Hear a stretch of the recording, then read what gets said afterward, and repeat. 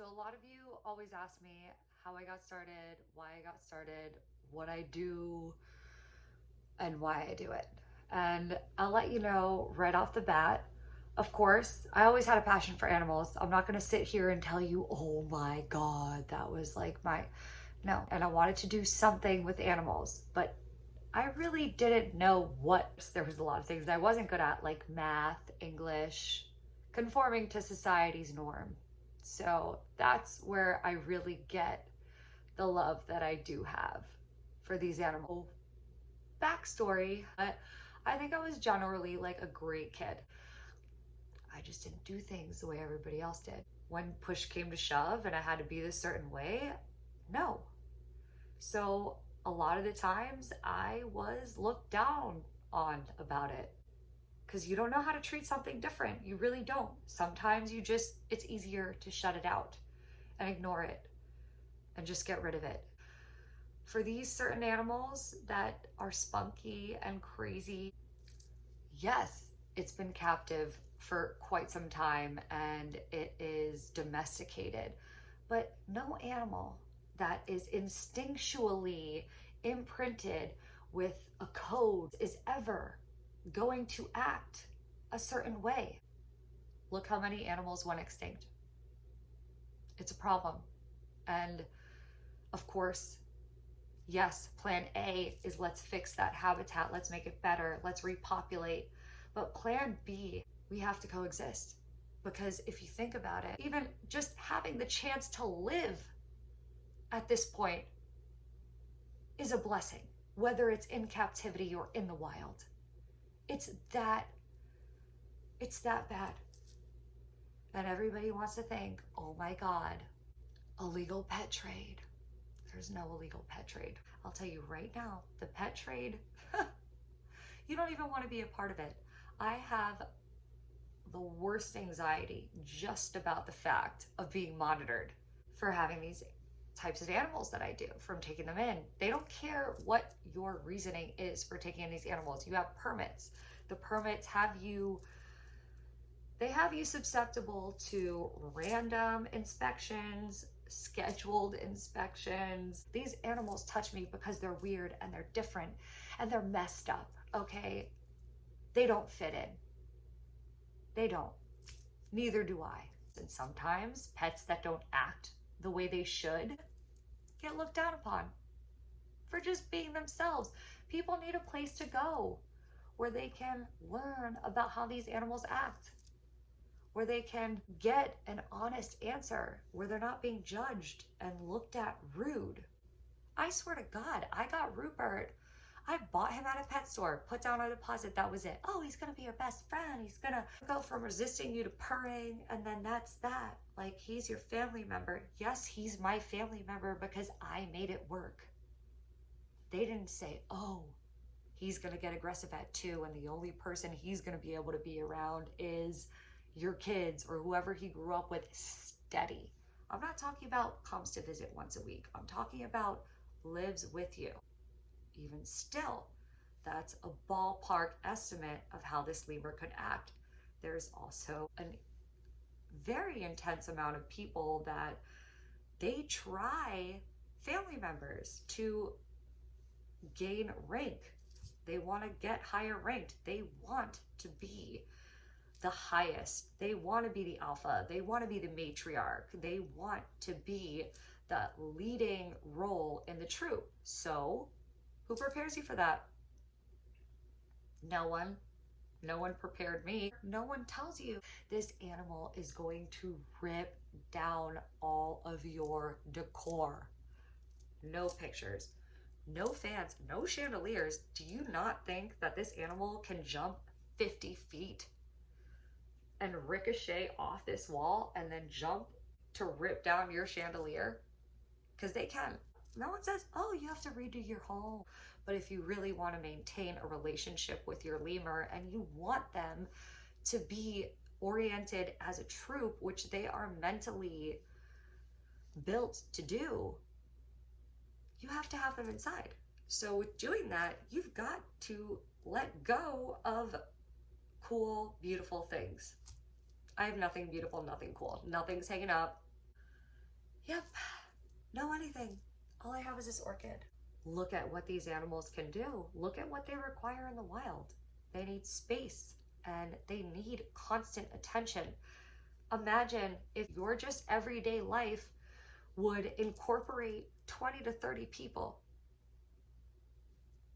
We don't. So we're social, right?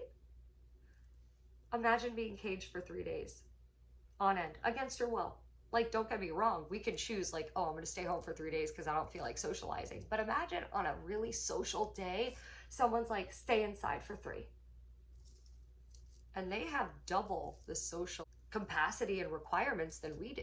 But really, at the end of the day, if you take the time to understand something and to just maybe look at it from their angle, it's actually kind of cool. They touched me just from the fact that they mean well. They're doing exactly what they need to do, and they are taking risks in conforming. So they're making sacrifices against their own natural instincts. So I want to be here to put that information out there and to help. And I'm still learning. I'm still observing. I did not go to college. It's hands-on. It's experience and not giving up. Do not listen to everything that you hear. Okay, these big corporations will absolutely take advantage of making your viewpoint so narrow, and it's honestly second nature to human beings, some, to just accept horrible things we hear. We don't even want to look up, like, how could it be better? What are the other standpoints? Like, no. And the real animal world is really just, how long is it going to be before this territory is torn down? And then what? The rough lemur territory is completely torn down for mining or agriculture, and then they start going into the ringtail lemurs territory. So you're gonna have these animals evolve completely for years on end just to be pushed into smaller and smaller places to become extinct. I'm sorry, I'd rather them have a chance at survival, because yes, we still push it. And yes, having these animals on social media and bringing them to schools brings out the love. We show people this animal they don't know. No one knows. Oh, they think it's a raccoon. A lot of people thought Rupert was a ferret. And I'm like, no, he's a ringtail lemur in line to be extinct. Okay, he's endangered. And then we have Eliza, endangered, black and white rough lemur. Walter, critically endangered, red rough lemur. These animals, what can they do? What can they say? That's when we are here to do what we do. We're monitored. We have to have the right setups. We have to do the right thing. So here we are, letting everybody know. If you don't know, you can't care. So if we're here to let you know, we're giving you the opportunity to care. And a lot of the times people do care, maybe for a little just to share a post. And then the post goes to someone that does care, that does something, that has the time to go there and invest time. And you never know. So anyway, I think I got a little off topic with how I started. I got Rupert. Me and my ex were trying to conceive my last son, Jack. It was over a year. And he went and put like a deposit down on a sugar glider. And I went in to get rats for the snakes, pre-killed, frozen, don't worry. And they're like, oh, the sugar glider. And I went home and I was like, a sugar glider? I wanted a baby. And so did you. I'm like, so what about we do the next best thing and get a ringtail lemur? We switched the deposit to a ringtail lemur. A couple weeks later, we brought home Rupert. I had to feed him around the clock. He was just pulled from his mother, so I had to be his mom. He lived on me. He lived on my neck. He slept with me. He showered with me. He did everything with me. I bottle fed him like every 3 hours. So it was really special. And then I started learning that he wasn't just gonna purr in my ear and be my best friend. He was gonna absolutely do what everything in this world does, which is present you with challenges. And you have to decide off the rip if you are ready to deal with these challenges, if you're ready to go the extra mile to either cater to these challenges or train to try to go over them. And it happened perfectly because look where it's brought us. It's escalated so absolutely, it feels slow, but when I really think about it, it's so perfectly that this happened. And of course, the next month later, after we got Rupert, I found out I'm pregnant with Jack. In my daughter's school, they contact me. They're like, hey, we see you come in here with the lemur every day, so we just want to know if you could do science week and do an educational presentation for the kids. And I was like, oh my God, I would love to. I freaked out all day. I was researching everything. We had reptiles and all sorts of things at the time. So I was like, oh my God, let me make sure I know everything about everything so I can present it properly. I walked in there with these little kids. They were scared. They were conditioned to think a certain way about certain things. I walked out of there and these kids were brave and they were inspired. They loved it. They loved what they saw. They took it home with them. And as I left, they still wanted to tell me, be like, oh my God, I feel this way. Like, it was the best thing I've ever felt in my life. It was so amazing. So, yeah. And I started Wildlife Wonderland as an education service where we do birthdays, preschools, high schools, whatever. We just go there and teach you about these animals because, like I said, Rupert lived on me. I'd go as far as Publix. Rupert would be on my back and people would be like, oh, is that a raccoon and this and that? And I'm like, no, it's a ring-tailed lemur. They're like, a what? I'm like, a ring-tailed lemur? They're endangered? No one knew. So after that, after I established Wildlife Wonderland as an LLC, and my ex and I have gotten animals to present to the public and touch hearts with. And then it transformed to when I go out to do these educational presentations, people want to throw their animals at me. I started taking in rescues. It was inconvenient because these are aggressive animals with temperament and absolutely any kind, even health issues. It was definitely a breaking point for a lot of people, but I stuck with it. That was it.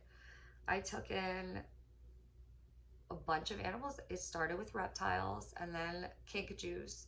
We took in Pebbles and she started doing great. My son was the first one to bond with her. Then we did Stitch. No one bonded with Stitch because he is the way he is. It's habitual. We respect it. I try. We all try. And if it's not going to be accepted, then it's respected. And we respect the boundaries.